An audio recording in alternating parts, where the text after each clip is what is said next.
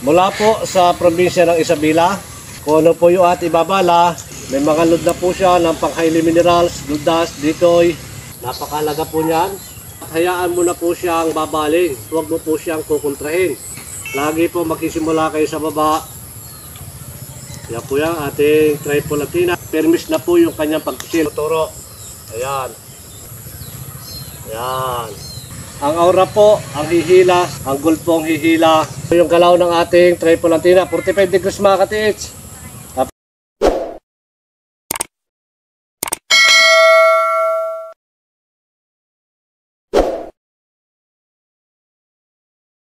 Mula po sa probinsya ng Isabela, ito po yung iyong pinusuan, long range locator, tripod, antenna. At muli po, meron tayong pambala dito. Ang ibabala ko po katiits ay 24 carats na necklace. At kung ano po yung ating ibabala, yun po ilulocate o hanapin po ng ating tripod antenna. At ilulukit naman po natin dito katiits, ito pong bracelet na 18 carats po ito. Ayan. At siya ko naman pong ilulukit gamit po ang triple antenna na may bala pong 24 carats na gold. Ayan. Ito katiits.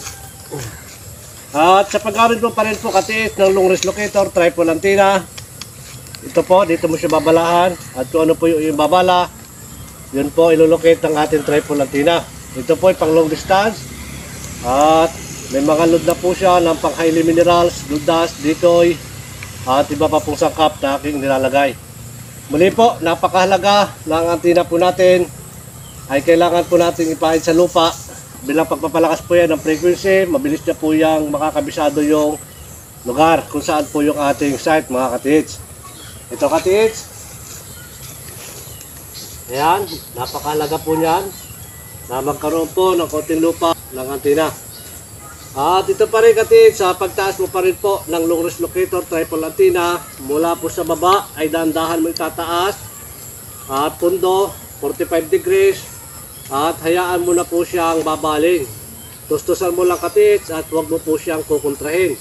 Sa pagpapagalaw po ng ating triple antenna, dahan-dahan po itataas yan at kung saan na po yan magtuturo. Lalo na po katiits, kung wala naman po sa kabila. Ito katiits, mula pa rin po sa baba. Yan, ganyan. Yan. Ayan, ganyan na po yung paggalaw ng ating triple antenna. Ayan, ganyan na po katiits. Lagi po magsisimula kayo sa baba at pundo. At ayan na po siyang gumalaw. Ayan, ito katiits. Ayan po yung ating triple antenna. At dito naman po sa kanan. Doon din po yung tuturo. Ayan. Ayan po yung ating tripod antenna. Ayan ito katiits. At napakahalaga po na ang palad natin ang siyang nakadikit sa handle. At permis na po yung kanyang pagkisil. Hindi na po pabago-bago. Ito pa rin katiits. Ito po yung ating target. Ayan. Wala pa rin po sa baba. Ganyan po yung katiits. At dyan po yan magtuturo. Ayan. Lalo na po kung ano po yung ating ibinala, yun po ang ilulocate ng ating pong triple antenna. Ayan. Yan po yan katiits. Ito katiits. Ayan.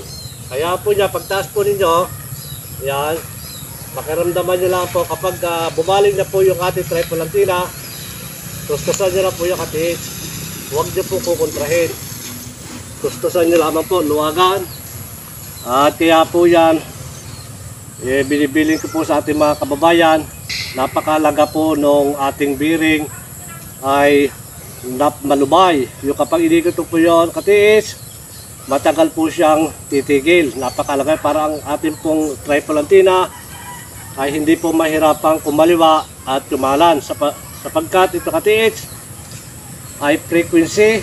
Ang aura po, ang hihila sa ating pong triple antenna.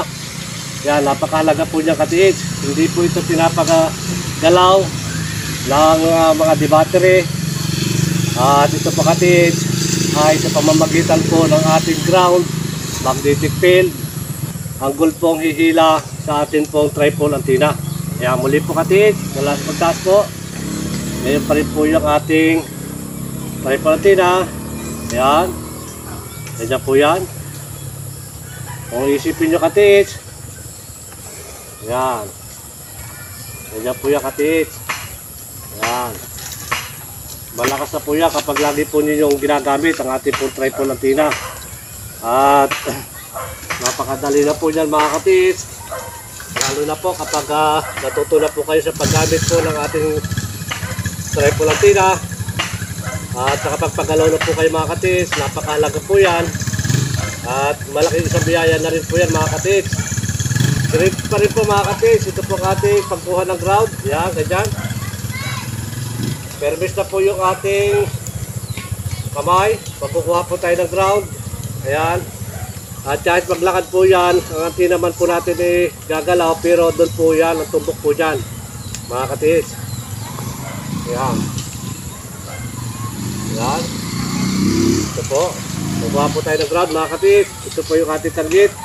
At kapag po yan ay natapatan, ayan.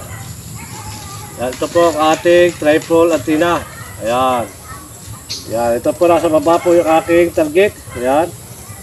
At kapag po yan ay tatapatan na natin, bubuo ulit po ng frequency ang ating pong triple antenna. At kapag nabuo na po yan sa pamamagitan po ng ating pulso, ground, ay mabubuo po yung frequency na hinahanap po ng ating triple antenna. Ito na katiits. Ito po yung long range locator triple antenna. Ayan. Na pinusuan po ng ating isang katiits mula po sa probinsya ng Isabela. Ayan, ito katiits.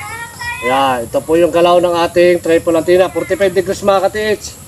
Kapag gagamitin po natin ang ating pong triple antenna. Ayan.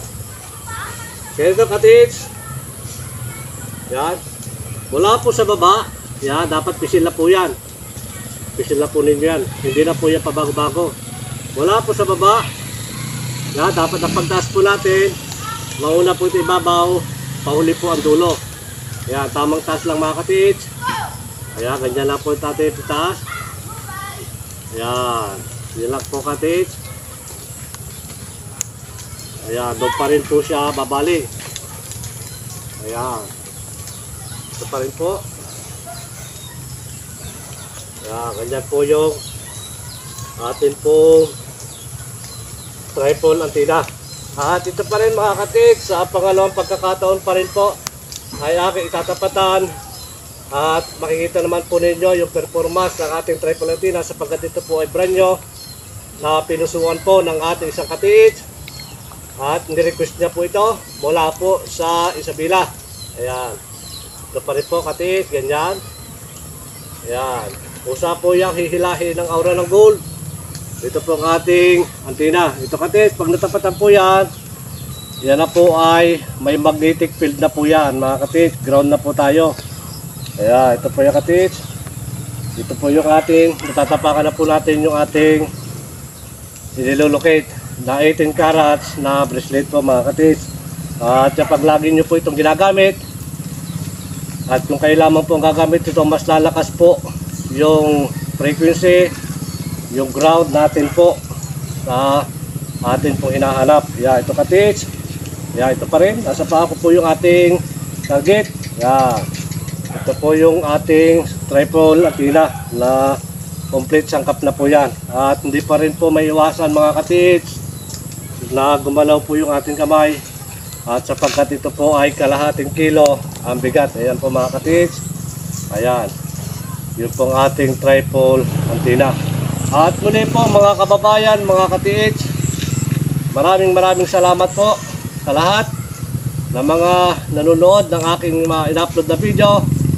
At sa mga nag-subscribe, at ganoon na rin po atin pong isang katiits na nag-request mula po sa Cagayan.